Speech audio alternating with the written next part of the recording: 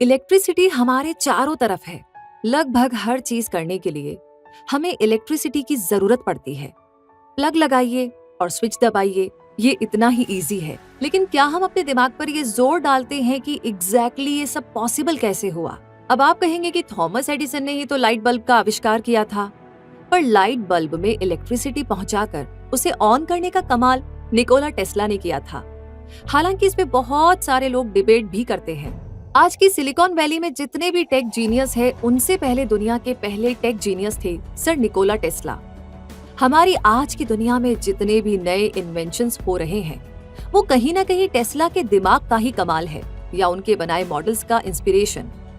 Modern day में electricity से चलने वाले ढेर सारे इक्विपमेंट टेस्ला के सिद्धांतों पर सक्सेसफुल हुए हैं। दुनिया भर के साइंटिस्ट और इंजीनियर्स आज भी टेस्ला के किए गए इन्वेंशंस को रेप्लिकेट कर रहे हैं, उनमें सुधार की कोशिश कर रहे हैं और बेहतर बनाने में लगे हुए हैं। 7 जनवरी 1943 को निकोला टेस्ला न्यूयॉर्क के द न्यूयॉर्कर होटल के रूम नंबर 3327 में मरे हुए मिले थे। वो 86 साल के थे और कहा जाता है कि जिस होटल में वो रुके थे, पिछले 6 सालों से उसका एक भी बिल वो चुका नहीं पाए थे। तो दुनिया के इतने बड़े साइंटिस्ट, इंजीनियर और इन्वेंटर, जिन्हें एक बिलियनियर होना चाहिए था, इतिहास के पन्नों में जिनका नाम अदब के साथ लिखा होना चाहिए था, वो अपने आखिरी दिनों में कंगाल क्यों हो गए और क्यों उन्हें मिली एक गुमनाम जिंदगी? तो आज infinitystream.tv की इस डॉक्यूमेंट्री में हम एक्सप्लोर करेंगे सर निकोला टेस्ला के उन सीक्रेट्स की जो दुनिया बदल सकती थी। तो कौन थे निकोला टेस्ला? टेस्ला एक्चुअली ये नाम सुनते ही ना सबसे पहले जहन में आती है एक कार कंपनी या एक रॉक बैंड, एक एयरपोर्ट प्रोसेसर या फिर MRI मशीन की मेजरमेंट यूनिट या फिर टेस्ला कॉइल्स। लेकिन नहीं, ये सभी नाम एक ही व्यक्ति से लिए गए हैं, निकोला टेस्ला। 10 जुलाई 1856 को निकोला टेस्ला का जन्म क्रोएशिया के स्मिल्हान गांव में हुआ था। कहते हैं कि जब वो पैदा हुए थे तो बहुत तेज बिजली कड़की थी और उनकी दाई ने कहा था कि ये बच्चा एक अभिशाप के साथ पैदा हुआ है और दुनिया में अंधकार फैलाएगा। लेकिन उनकी माँ ने कहा था कि ये दुनिया में रोशनी लाएगा, और हुआ भी कुछ ऐसा ही। इलेक्ट्रिसिटी से जुड़े इनके इन्वेंशंस ने दुनिया की तरक्की की दिशा ही बदल दी। टेस्ला की फोटोग्राफिक मेमोरी थी, वो जो कुछ भी देखते थे उन्हें याद रह जाता था। उनकी मेमोरी इतनी जबरदस्त थी कि वो अपने जो भी इन्वेंशंस करते थे, उन्हें बनाने से पहले उसकी 3D इमेज वो अपने दिमाग में बना लेते थे। इसी वजह से वो पढ़ाई में तेज थे और 4 साल की स्कूल की पढ़ाई 3 साल में ही पूरी कर ली थी।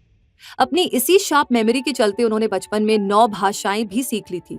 Science and technology writer Jeff Hecht कहते हैं कि टेस्ला के जीनियस होने का प्रमाण था उनका ऑल्टरनेटिंग करंट, जिस वजह से आज हर तरह के इलेक्ट्रॉनिक इक्विपमेंट चलाना पॉसिबल हुआ। लेकिन काफी कम उम्र में निकोला को कॉलेरा की बीमारी हो गई थी और वो मरते मरते बचे थे। जब डॉक्टर ने कह दिया कि उन्हें बचा पाना मुश्किल है, तो बिस्तर पर पड़े पड़े निकोला ने अपने पापा से कहा था कि मुझे पादरी नहीं इंजीनियर बनना है और वो उन्हें आगे इंजीनियरिंग पढ़ने की परमिशन दे। पापा की इस हामी ने उन्हें नई जिंदगी दी और कॉलेरा जैसी भयानक बीमारी से वो ठीक हो गए। अपने पापा से किया हुआ वादा उन्होंने निभाया और 1875 में उन्हें ऑस्ट्रिया की ग्रांस पॉलिटेक्निक कॉलेज में एडमिशन मिल गया। लेकिन वहां पर उन्होंने अपनी पढ़ाई पूरी नहीं की और कॉलेज के ही किसी प्रोफेसर से उनकी बहस हो गई और उन्होंने कॉलेज छोड़ दिया। वैसे आपने अपनी कॉलेज की पढ़ाई में world war first and second के बारे में तो जरूर से पढ़ा होगा, पर क्या आपको वॉर ऑफ करंट्स का पता है? अब आप सोच रहे होंगे कि ये भला कौन सी वॉर थी और किनके बीच लड़ी गई। अभी पता चल जाएगा आपको। निकोला टेस्ला के सबसे बड़े प्रतिद्वंदी यानी कॉम्पिटिटर माने जाते हैं थॉमस एडिसन। इनके साथ एडिसन का ऐसा 36 का आंकड़ा था कि दोनों के बीच के कॉन्फ्लिक्ट्स को वॉर ऑफ करंट्स कहा जाता है। डिग्री के बदले नॉलेज और स्किल्स को इंपॉर्टेंस देने वाला टेस्ला ने अपना करियर बुडापेस्ट में एक टेलीफोन एक्सचेंज में बतौर ड्राफ्ट्समैन शुरू की, जो एडिसन की कंपनी थी। टेस्ला का काम उनके मैनेजर को इतना पसंद आया कि उन्हें एडिसन मशीन वर्क्स USA भेज दिया गया और यहीं से फिर दोनों के बीच कॉन्फ्लिक्ट शुरू हुए। एक्चुअली एडिसन ने टेस्ला के AC यानी ऑल्टरनेटिंग करंट वाले मोटर को बनाकर बेचने से मना कर दिया और अपने DC यानी डायरेक्ट करंट के डिजाइन को बेहतर बनाने में लगा दिया। ऐसा इसलिए क्योंकि एडिसन को डर था कि टेस्ला की AC टेक्नोलॉजी उनकी DC में किए गए इन्वेस्टमेंट को बिगाड़ सकती है। लेकिन आज दुनिया जानती है कि डायरेक्ट करंट सिर्फ एक ही डायरेक्शन में और एक ही वोल्टेज के साथ शॉर्ट डिस्टेंस में ट्रैवल करता है, लेकिन ऑल्टरनेटिंग करंट मल्टीपल डायरेक्शंस में ट्रैवल करते हुए लंबी दूरी तय करता है। और वोल्टेज को बढ़ाया या घटाया भी जा सकता है। तो एडिसन से हुए इस कॉन्फ्लिक्ट के बाद टेस्ला ने एडिसन की कंपनी छोड़ दी। अब ये एसी और डीसी की लड़ाई जग जाहिर हो गई और टेस्ला ने न्यूयॉर्क के एक बैंकर की मदद से टेस्ला इलेक्ट्रॉनिक कंपनी शुरू की। कंपनी बनाते ही उन्होंने नया एसी इंडक्शन मोटर लॉन्च कर दिया, जिससे दुनिया को पता चला कि ऑल्टरनेटिंग करंट से सिर्फ बिजली के बल्ब ही नहीं चलेंगे, बाकी अप्लायंसेस भी चलाए जा सकते हैं। इससे टेस्ला की कंपनी में इन्वेस्टर्स बढ़ गए। इस बात से गुस्साए एडिसन ने टेस्ला को काफी नुकसान पहुंचाने की कोशिश की, लेकिन टेस्ला का एसी इंडक्शन मोटर सक्सेसफुल रहा। Nikola Tesla and the electrical future के ऑथर इवान मोरस मानते हैं कि टेस्ला की पहली सबसे बड़ी इन्वेंशन थी ऑल्टरनेटिंग करंट पर चलने वाला मोटर। इस मोटर ने यह साबित कर दिया कि ऑल्टरनेटिंग करंट एक रेवोल्यूशनरी टेक्नोलॉजी है। अपने जमाने से कहीं आगे की सोच रखने वाले टेस्ला एक ग्लोबल वायरलेस पावर नेटवर्क बनाने तक की सोच रखते थे और वो दुनिया भर में पावर ट्रांसमिट करना चाहते थे, लेकिन उनके कई इन्वेंशंस दुनिया तक पहुंच ही नहीं सके। कुछ का पता चला तो कुछ के बारे में दुनिया बिल्कुल अनजान है। अब जिक्र करते हैं निकोला टेस्ला के कुछ ऐसे ही गुमनाम इन्वेंशंस की। आज की मॉडर्न हेल्थ केयर इंडस्ट्री और टेलीकम्युनिकेशन इंडस्ट्री में यूज होने वाले कई सारे इक्विपमेंट और टेक्नोलॉजी का रिलेशन निकोला टेस्ला से ही है। एक्सरे का इन्वेंशन जर्मन मैकेनिकल इंजीनियर और फिजिसिस्ट विल्हेम रोजेन ने किया था, जिसके लिए उन्हें 1901 में नोबेल प्राइज भी मिला था। लेकिन इससे काफी पहले 1884 में टेस्ला ने एक इनविजिबल रेडिएंट रे की खोज कर ली थी। इस रे के चलते उनके लैब की कुछ फाइल्स भी चल गई थी। कहा जाता है कि विल्हेम रोजेन के एक्सरे इन्वेंशन के कुछ हफ्ते पहले उन्होंने अपनी लैब में पहली एक्सरे इमेज कैप्चर की थी, लेकिन टेस्ला इसका कोई सबूत नहीं दे पाए क्योंकि 1895 में उनकी वो लैब जल गई थी। इसलिए सिर्फ एक्सरे की ही फाइल नहीं, 1909 में मार्कोनी ने जो रेडियो टेलीकम्युनिकेशन का आविष्कार करके नोबेल अपने नाम किया था, वो भी टेस्ला के नाम होते होते रह गया, क्योंकि जो लैब जल गई थी उसमें रेडियो टेलीकम्युनिकेशन के लिए उनका पेटेंट फाइल भी जल गया। एक्चुअली 1893 में टेस्ला ने वायरलेस रेडियो टेलीकम्युनिकेशन का डेमोन्स्ट्रेशन करके उसका पेटेंट भी फाइल किया था, लेकिन 1943 में इस बात का पता चला कि मार्कोनी के बहुत पहले टेस्ला ने इसका पेटेंट फाइल कर रखा था, इसलिए मार्कोनी के नाम का पेटेंट नहीं हो पाया। पर निकोला टेस्ला सिर्फ अपने इन्वेंशंस के लिए फेमस नहीं थे, वो एक फ्यूचर प्रेडिक्टर भी थे। एस्ट्रोलॉजर नहीं थे, पर आने वाले दिनों में टेक्नोलॉजी कैसी होगी उसकी प्रेडिक्शंस उन्होंने कर दी थी। चलिए जानते हैं टेस्ला के वो 5 प्रेडिक्शंस के बारे में जो सच साबित हुई। टेस्ला अपने कामों में इतने बिजी रहते थे मानो उन्हें दुनिया बदलने की जल्दी थी। दिन में सिर्फ 2 बार खाना खाते थे और 2 घंटे की नींद लेकर वो खुद को अपने प्रोजेक्ट्स में बिजी रखते थे ताकि वक्त की बर्बादी ना हो। निकोला टेस्ला जो Serbian American inventor, electrical engineer, mechanical engineer, physicist and futurist थे, वो अपने टाइम से लगभग 1 सदी आगे की सोच रखते थे। अब बात करते हैं टेक्नोलॉजी को लेकर उनकी ऐसी 5 भविष्यवाणियों के बारे में जो सच साबित हुई और जिन पे दुनिया की तरक्की काफी हद तक टिकी हुई है। टेस्ला ने किया था मोबाइल का प्रेडिक्शन। इंटरनेट के बिना आज गुजारा मुश्किल है और अब तो 5G आते ही हमारा इंटरनेट एक्सपीरियंस सुपर फास्ट होने वाला है। लेकिन आप यकीन नहीं करेंगे कि 1926 में ही निकोला टेस्ला ने मोबाइल का प्रेडिक्शन कर दिया था कि भविष्य में ऐसी टेक्नोलॉजी आने वाली है जिससे लोग इमेज, म्यूजिक फाइल्स और वीडियोस दुनिया भर में शेयर कर पाएंगे। 1926 में टेस्ला ने कॉलियर्स मैगजीन को एक इंटरव्यू देते हुए ये बात कही थी। उस वक्त उन्होंने इंटरनेट को वेस्ट पॉकेट नाम दिया था। साथ ही उन्होंने कहा था कि आने वाले दिनों में लोग ऐसी टेक्नोलॉजी को विटनेस करेंगे जिसके जरिए किसी इवेंट को आप देख या सुन सकेंगे और वो एक्सपीरियंस ऐसा होगा मानो आप वहीं पर मौजूद हैं। इसी के साथ उन्होंने कर दी थी वाईफाई की भी भविष्यवाणी। एक्चुअली वायरलेस टेक्नोलॉजी को लेकर निकोला टेस्ला का ऑब्सेशन इतना ज्यादा था कि उन्होंने वायरलेस टेक्नोलॉजी के जरिए एक जगह से दूसरी जगह डेटा भेजने की इमेजिनेशन की थी। गुग्लिएल्मो मार्कोनी वो पहले इंसान थे जिन्होंने मोर्स कोड के जरिए लेटर्स को अटलांटिक के पार पहुंचा दिया था, लेकिन टेस्ला इससे भी आगे जाना चाहते थे। इसी चाहत के चलते उन्होंने ये थ्योरी दी कि एक दिन ऐसा आएगा जब बिना किसी वायर के ही telephone signal, documents, music and video files को एक जगह से दूसरी जगह भेजा जाएगा। उनके जीते जी तो ये संभव नहीं हुआ, लेकिन 1990 में वर्ल्ड वाइड वेब के आने पर उनकी कही बात वर्ड बाय वर्ड सच निकली। 1926 में ही कलियर्स मैगजीन को दिए अपने इंटरव्यू में उन्होंने फीमेल एम्पावरमेंट की बात कही थी। उनका ये इंटरव्यू मैगजीन में व्हेन विमेन इज बॉस नाम से छपा था। उस टाइम उन्होंने इसकी कल्पना कर ली थी कि टेक्नोलॉजी की हेल्प से महिलाएं बेटर एजुकेशन और एम्प्लॉयमेंट पाएगी और दुनिया भर में डोमिनेट करेंगी। उन्होंने वैसे इसका अंदाजा लगा लिया था कि महिलाएं वर्ल्ड लीडर भी बनेंगी और टेक्नोलॉजी को ही अपनी आवाज बुलंद करने का जरिया बनाएंगी। आईबीएम की सीईओ गिन्नी रोमेटी, अल्फाबेट की सीएफओ रूथ पोरेट, एचसीएल टेक्नोलॉजी की रोशनी नादर मल्होत्रा जैसे ढेर सारे नाम हैं जो महिलाओं के लिए आज एक मिसाल है। और क्या आप यकीन करेंगे, उन्होंने ड्रोन टेक्नोलॉजी का भविष्य भी देख लिया था।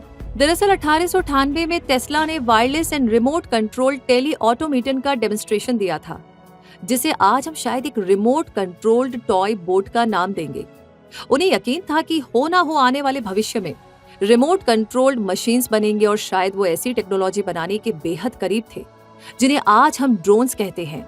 साथ ही वायरलेस इलेक्ट्रिसिटी थी टेस्ला का सपना।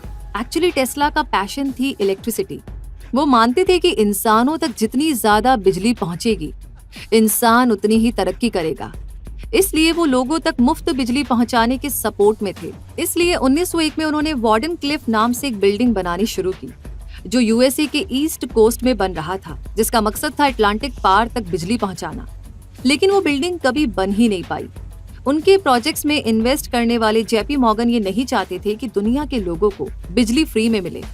लेकिन उनके प्रोजेक्ट में लगे पैसों को हासिल करने के लिए उस बिल्डिंग को तोड़ दिया गया ताकि उसके कबाड़ से निकले पैसों से भरपाई हो सके। इसके 90 सालों के बाद वर्ल्ड वाइड वेब आया।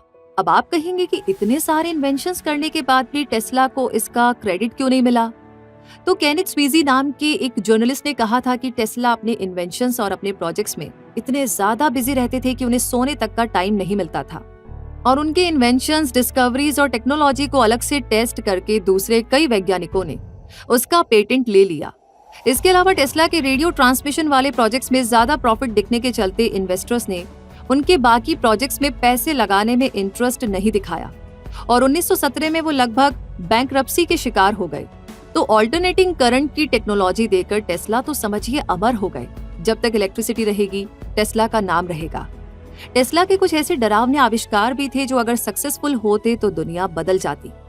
निकोला टेस्ला का नाम इतिहास के कुछ मैड साइंटिस्ट में आता है जिनकी सोच औरों से बिल्कुल अलग थी, और वो कुछ ऐसे इन्वेंशंस पर भी काम कर रहे थे जो अगर आज के दौर में एग्जिस्ट करती तो जिस भी देश के पास वो टेक्नोलॉजी होती उससे उलझने की कोई सोचता भी नहीं। चलिए ऐसी ही कुछ इन्वेंशंस की बात करते हैं। सबसे पहले है डेथ रेज। कहा जाता है कि 1930 के दशक में टेस्ला ने एक पार्टिकल बीम वेपन का इन्वेंशन किया था, जिसे कई टेक जर्नलिस्ट ने पीस रे भी कहा था। तो जिस डिवाइस से ये डेथ रेज निकलने वाली थी, माना जाता है कि वो इतनी शक्तिशाली रेज थी कि उससे दुश्मन देशों के हमले को बड़ी आसानी से नाकाम किया जा सकता था। इसे intense targeted beam of energy कहा गया, जिससे war planes, foreign armies, aircraft या किसी और चीज को बड़ी आसानी से खत्म किया जा सकता था। लेकिन ये प्रोजेक्ट कभी सक्सेसफुल नहीं हो पाया। टेस्ला ने इसकी कोशिश जरूर से की थी और कुछ मिलिट्री डिविजन्स में इसे इंस्टॉल भी करवाया। अफसोस की बात यह है कि इससे जुड़ी फाइल्स और प्लान्स टेस्ला की मृत्यु के बाद कभी मिले ही नहीं। इसके अलावा टेस्ला ने की थी अर्थक्वेक मशीन बनाने की कोशिश। हम सब जानते हैं कि भूकंप या अर्थक्वेक एक नेचुरल डिजास्टर है। हाँ, अगर कहीं जबरदस्त ब्लास्ट होता है या कोई न्यूक्लियर बम टेस्ट किया जाता है, उसके बाद जो वाइब्रेशंस पैदा होते हैं वो अर्थक्वेक जैसे ही होते हैं, जिससे आसपास की बिल्डिंग्स को नुकसान पहुंचता है। लेकिन अर्थक्वेक को क्रिएट नहीं किया जा सकता, पर टेस्ला ऐसा करने में भी कामयाब हो गए थे। 1898 में टेस्ला ने क्लेम किया था कि उन्होंने एक ऑसिलेटिंग डिवाइस जिससे वाइब्रेशंस पैदा होती हैं, वैसा ही कुछ बना लिया था।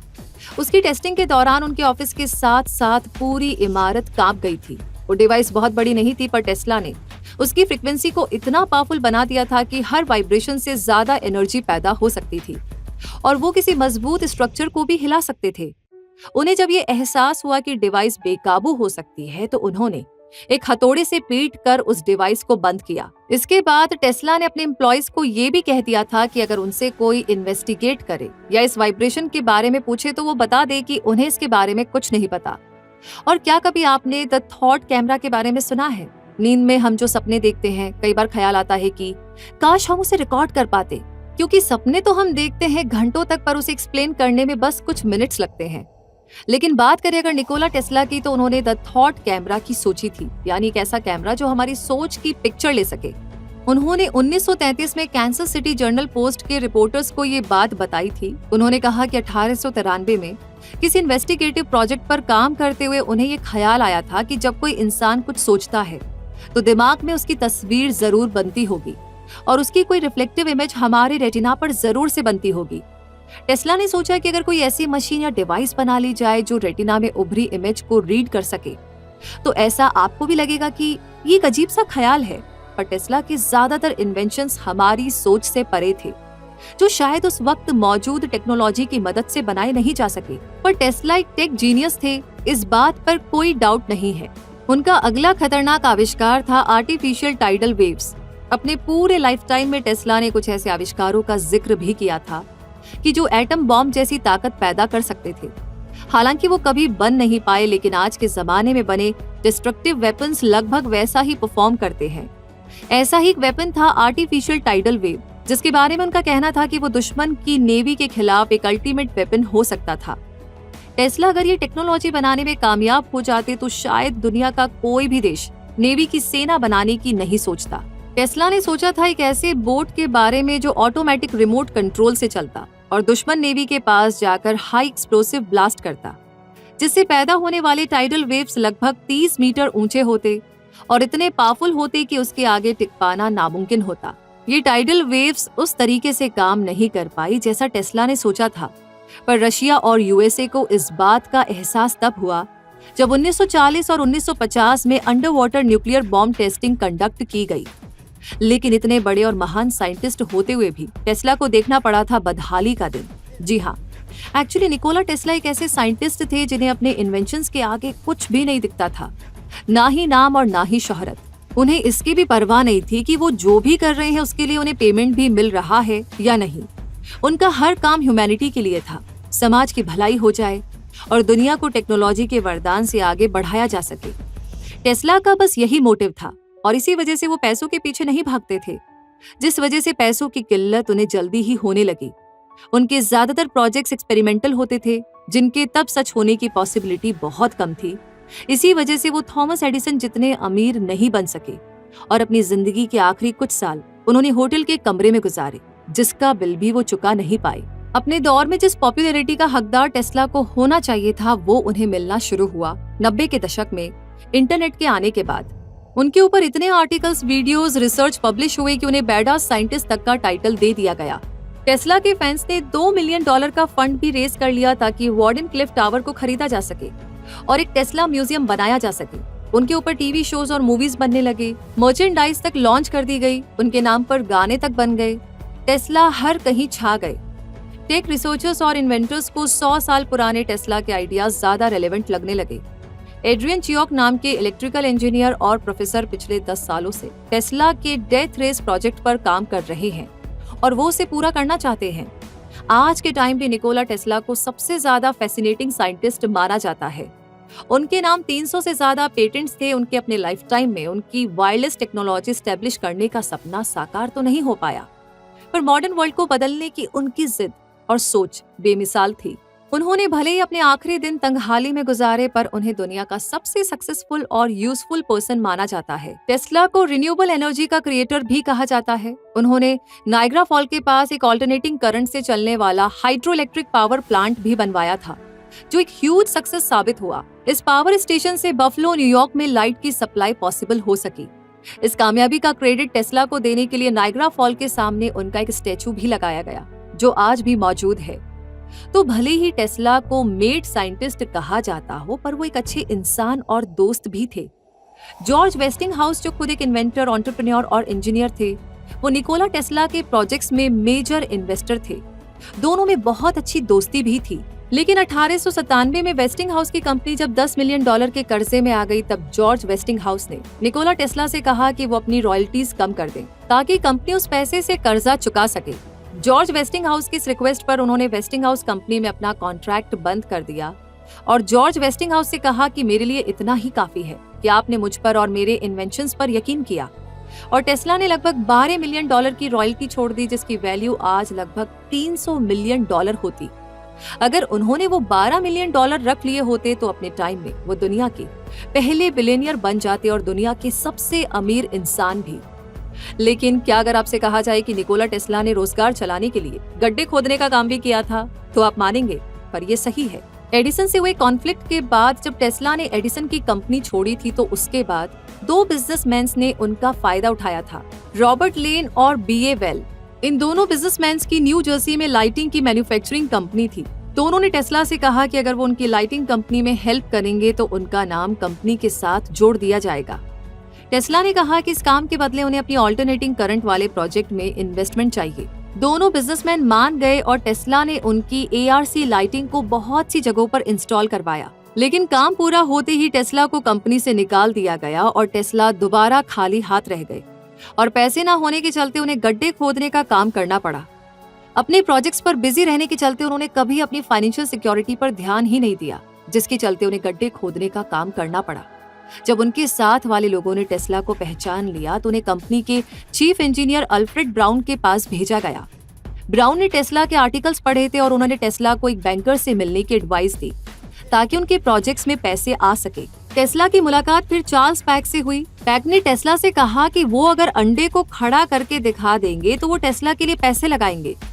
टेस्ला ने ब्रास का अंडा बनवाया और उसके नीचे अपने AC सर्किट्स लगवा दिए। AC सर्किट से पैदा हुए मैग्नेटिक फील्ड से अंडा घूमने लगा और घूमते हुए खड़ा हो गया। इससे चार्ल्स पैक इम्प्रेस्ड हो गए और टेस्ला, चार्ल्स पैक और ब्राउन ने साथ मिलकर के टेस्ला इलेक्ट्रिक कंपनी बनाई। तीनों ने अगले 15 सालों तक कई सारे इन्वेंशंस किए और पेटेंट्स भी करवाए। 1888 में टेस्ला ने एक speech the, a new alternating current motor. ये स्पीच बहुत फेमस हुई और यही वो स्पीच थी जिससे टेस्ला ने लोगों को भरोसा दिलवाया कि इलेक्ट्रिसिटी से सिर्फ लाइट बल्ब ही नहीं बल्कि बाकी मशीनें भी चलाई जा सकती है। इसी के बाद ही टेस्ला वेस्टिंग हाउस के इन्वेस्टर्स की गुड बुक में आए। 1890 में उन्हें American institute of electric engineers का वाइस प्रेसिडेंट बना दिया गया। इसके बाद टेस्ला ने ओसिलेटर्स बनाए जिससे किसी चीज की फ्रीक्वेंसी बढ़ाई या घटाई जा सकती थी। कंडेंसर और इलेक्ट्रिक मीटर बनाया और एक्सरे पर काम भी किया। टेस्ला ने ही पहली बार बताया कि एक्सरेज ह्यूमन बॉडी के लिए खतरनाक हो सकते हैं। टेस्ला रेडियो वेव्स को वायरलेस भेजने के बदले इलेक्ट्रिसिटी की वायरलेस ट्रांसफर में ज्यादा इंटरेस्टेड थे, लेकिन उनके इन्वेस्टर्स को रेडियो टेक्नोलॉजी में ज्यादा फायदा दिख रहा था, इसलिए उनकी फंडिंग रोक दी गई। उनके फेलियर की ये भी एक वजह थी। अपने काम में हमेशा बिजी रहने वाले टेस्ला अपने प्रोजेक्ट्स को पेटेंट करवाना भूल जाते और हर बार उससे मिलती जुलती टेक्नोलॉजी से कोई नई डिवाइस बनाकर अक्सर लोग उनका क्रेडिट ले जाते। पर निकोला टेस्ला इतिहास के वो व्यक्ति रहेंगे जिनके बारे में जानने की कोशिश हमेशा चलती रहेगी। उनके इन्वेंशंस अपने टाइम से बहुत आगे थे और ये बात आज दुनिया अच्छे से समझती है। इसलिए उनके इन्वेंशंस को बेहतर बनाने की कोशिश और रियलिटी में तब्दील करने को लेकर के मॉडर्न डे इंजीनियर्स, एंटरप्रेन्योर्स और इन्वेस्टर्स उनके नाम को जिंदा रखेंगे। दुनिया के कुछ दूसरे जीनियस माइंड्स क्या सोचते हैं निकोला टेस्ला के बारे में, आइए जानते हैं। टेस्ला को लेकर क्या थे अल्बर्ट आइंस्टाइन के ख्याल। E=mc²। ये थ्योरी ऑफ रिलेटिविटी का फॉर्मूला है जिसे दुनिया का अब तक का सबसे बड़ा फॉर्मूला कहा जाता है और ये जीनियस साइंटिस्ट एल्बर्ट आइंस्टाइन की देन है। दुनिया भले ही उन्हें जीनियस कहती है पर उनका नजरिया इससे बिल्कुल अलग था। गूगल पर सर्च करेंगे what Einstein thought about Tesla तो ये काफी सर्च किया गया है और आपको इस पर आर्टिकल्स भी मिल जाएंगे। तो आइंस्टाइन क्या सोचते थे टेस्ला के बारे में, आइए जानते हैं। एक्चुअली आइंस्टाइन टेस्ला से 23 साल छोटे थे, तो ऐसे में बड़े होते हुए उन्होंने टेस्ला के बारे में जरूर पढ़ा होगा। आइंस्टाइन से जब पूछा गया था what it was like to be the smartest man alive, he replied I don't know, you'll have to ask Nikola Tesla. मतलब दुनिया का सबसे स्मार्टेस्ट जीवित इंसान होना कैसा लगता है। तो उन्होंने कहा था मुझे नहीं पता, आपको शायद निकोला टेस्ला से पूछना चाहिए। ये स्टेटमेंट निकोला टेस्ला को डिफाइन करने के लिए काफी था। मतलब आइंस्टाइन पर भी निकोला टेस्ला की सोच का असर तो था ही। और Elon Musk, technology, space science और इलेक्ट्रिक कार में इंटरेस्ट रखने वाले लोगों ने शायद ये नाम ना सुना हो, ऐसी संभावना कम है। तो इलॉन मस्क टेस्ला मोटर्स के CEO है और स्पेसएक्स के फाउंडर और दुनिया के सबसे अमीर आदमी होने का टैग इनके नाम के साथ लगता ही रहता है। यहाँ आपको बता दें कि इलॉन मस्क 2004 से टेस्ला मोटर्स के CEO है, जबकि कंपनी को 2003 में मार्टिन एबरहार्ड और मार्क टारपेनिंग ने खड़ा किया था। तो 2004 में लगभग $7 मिलियन इन्वेस्ट करके इलॉन मस्क इसके सबसे बड़े शेयर होल्डर बन गए और आज इसके CEO भी हैं। उनसे जब पूछा गया था कि निकोला टेस्ला के बारे में उनका क्या ख्याल है, तो उन्होंने कहा था मुझे टेस्ला के मुकाबले थॉमस एडिसन ज्यादा पसंद है, क्योंकि उन्होंने जो इन्वेंशंस किए उसे लोगों के लिए एक्सेसिबल बनाया, जबकि निकोला टेस्ला ज्यादा फ्यूचरिस्टिक सोच वाले इंसान थे। हालांकि उनकी ऑल्टरनेटिंग करंट की टेक्नोलॉजी से ही आज हमारी जिंदगी आसान है। टेस्ला मोटर्स का नाम भी निकोला टेस्ला से ही इंस्पायर्ड है। इसी के साथ चलिए जान लेते हैं few amazing facts about Nikola Tesla. यानी कि आपने मोगली वाला कार्टून या मूवी तो जरूर से देखी होगी। ये नॉवेलिस्ट रुडयार्ड किपलिंग के द जंगल बुक का अडेप्टेशन है। रुडयार्ड किपलिंग और निकोला टेस्ला अच्छे दोस्त थे। रुडयार्ड किपलिंग निकोला को डिनर पर इनवाइट भी करते थे। एक बार उन्होंने टेस्ला को एक होटल में इनवाइट किया था। डिनर के बाद टेस्ला ने अपने किसी दोस्त को चिट्ठी लिखकर मजाकिया अंदाज में लिखा था कि किपलिंग ने मुझे जिस होटल में खाने पर बुलाया है वहाँ काफी अंधेरा है और मुझे वहाँ सूप में बाल और तिलचट्टे जरूर मिलेंगे। ऐसा हुआ कुछ नहीं था। टेस्ला को वैसे पर्ल या मोती पसंद नहीं थे। एक बार उनकी ऑफिस असिस्टेंट एक पर्ल ज्वेलरी पहनकर आ गई थी, तो उन्हें देखते ही टेस्ला ने उन्हें छुट्टी देकर घर भेज दिया था।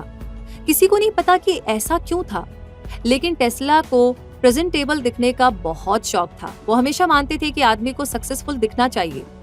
उनकी एक अजीब सी आदत थी, वो हमेशा ग्लव्स पहनकर रहते थे। डिनर भी वो ग्लव्स पहनकर ही करते थे। एक्चुअली उन्हें जर्म्स से इन्फेक्ट होना पसंद नहीं था और वो अपनी हाइजीन का बहुत ध्यान रखते थे। शायद ऐसा इसलिए क्योंकि बचपन में एक बार कॉलेरा से वो मरते मरते बचे थे। फोटोग्राफिक मेमोरी होने के चलते उनका दिमाग 3 डायमेंशन इमेज बना लेता था, जिसके चलते वो चलते फिरते या पार्क में वॉक करते हुए भी अपनी किसी इन्वेंशन के बारे में सोच लिया करते थे कि उसका डिजाइन कैसा होगा, वो काम कैसे करेगा और उसमें कैसे पार्ट्स की जरूरत पड़ेगी। टेस्ला जिंदगी भर कुंवारे ही रहे। अपनी इन्वेंशंस में बिजी रहने के चलते उन्होंने शादी नहीं करने का डिसीजन लिया था। हालांकि 6 फीट 2 इंच लंबाई वाले टेस्ला को लड़कियां बहुत पसंद करती थी, पर उन्होंने कभी भी शादी नहीं की। एक उनके जर्म इन्फेक्शन को अवॉइड करना और दूसरा पर्ल ज्वेलरी पहनने वाली लड़कियों से उनकी दूरी, ये कुछ रीजंस थे कि वो किसी से इंटरपर्सनल रिलेशनशिप में आगे नहीं बढ़े। लेकिन वो खुद कहते थे कि उनके सभी इन्वेंशंस के पीछे उनका कुंवारा रहना ही एक बड़ा सक्सेस फॉर्मूला था। इतने महान साइंटिस्ट और उन पर मूवी ना बने, ऐसा हो ही नहीं सकता। एक्चुअली निकोला टेस्ला की पर्सनैलिटी ऐसी थी कि उनके ऊपर क्यूरियोसिटी की कोई कमी शायद कभी नहीं होगी। इसलिए वो डॉक्यूमेंट्री से लेकर के टीवी सीरीज और हॉलीवुड मूवीज तक में उनका इन्फ्लुएंस खूब दिखता है। क्रिस्टोफर नोलन भी एक ऐसे ही हॉलीवुड डायरेक्टर है जो अपनी साइंस फिक्शन मूवीज के लिए फेमस है। इंटरस्टेलर, इंसेप्शन, टेनेट जैसी जबरदस्त मूवीज बना चुके हैं। उन्हीं की मूवी द प्रेस्टीज में निकोला टेस्ला का भी कैरेक्टर दिखाया गया था। 2 मैजिशियंस होते हैं जिनकी आपस में दुश्मनी होती है और दोनों दुनिया के महान मैजिशियन बनने का सपना देखते हैं। उसी में से एक मैजिशियन पहुंचता है निकोला टेस्ला के पास और कहता है कि टेस्ला उसे कोई ऐसी मशीन बनाकर दे जो उसे एक जगह से दूसरी जगह टेलीपोर्ट कर सके। टेस्ला उसे ऐसी ही एक इलेक्ट्रॉनिक डिवाइस बनाकर देते हैं जो टेलीपोर्टेशन मशीन तो नहीं बल्कि एक क्लोन मशीन होता है। इस मूवी में टेस्ला को एक ग्रेट इन्वेंटर और इलेक्ट्रिक इंजीनियर के तौर पर दिखाया गया, जो वो थे। अगर आपने ये मूवी नहीं देखी है तो जरूर से देख सकते हैं। इसके अलावा एक सीरीज है द टेस्ला फाइल्स के नाम से। इसका एक सीजन आ चुका है जिसमें टेस्ला के कई सारे प्रोजेक्ट्स के बारे में दिखाया गया है। आप इसे भी देख सकते हैं। तो उम्मीद करते हैं कि निकोला टेस्ला के ऊपर infinitystream.tv की इस डॉक्यूमेंट्री ने आपको काफी हेल्प की होगी उनकी जिंदगी, पर्सनैलिटी और उनके इन्वेंशंस को समझने में। तो देखते रहिए ऐसे ही इंफॉर्मेटिव जानकारी के लिए infinitystream.tv। धन्यवाद।